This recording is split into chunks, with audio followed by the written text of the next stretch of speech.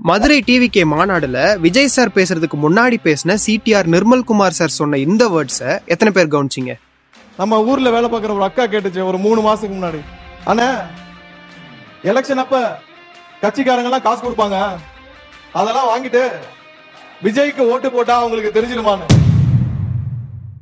இப்படி சில பேர் பண்ணுவாங்கன்னு தெரிஞ்சாலும் சில பொலிட்டிக்கல் பார்ட்டிஸ் ஏன் ஓட்டுக்கு காசு கொடுக்குறாங்கன்னு தெரியுமா?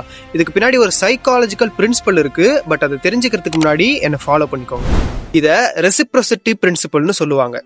சிம்பிளா எக்ஸ்பிளைன் பண்றேன். ஒருத்தர் நமக்கு ஏதாவது ஒரு விஷயத்த கொடுக்கும்போது நம்மளும் அவங்களுக்கு திருப்பி ஏதாவது கொடுக்கணுன்ற தாட் நம்ம பிரெயின்ல ஆட்டோமேட்டிக்கா வந்துடும். ஃபார் எக்ஸாம்பிள், நம்ம வீட்டு மேரேஜ் ஃபங்க்ஷனுக்கு யாராவது நிறைய மொய் வைக்கும்போது அவங்க வீட்டு ஃபங்க்ஷனுக்கும் நம்ம ஏதாவது பண்ணணும்னு தோணும். நம்ம பர்த்டேக்கு யாராவது கிஃப்ட் வாங்கி கொடுக்கும்போது அவங்க பர்த்டேக்கும் நம்ம கிஃப்ட் வாங்கி தரணும்னு தோணும். பிகாஸ் நம்ம பிரெயின் ஒரு அன்ஸ்போக்கன் ரூலை ஃபாலோ பண்ணுது. If you give me, I give you. So this is reciprocity principle. And இதனாலதான் ஒரு சில பொலிட்டிக்கல் பார்ட்டிஸ் அவங்க காசு கொடுத்தா நம்ம ஓட் போடுவோம்னு நம்புறாங்க.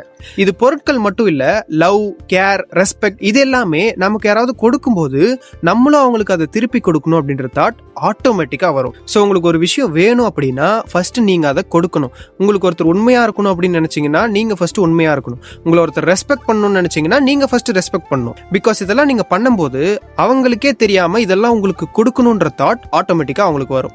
Because giving starts the cycle of getting and giving again.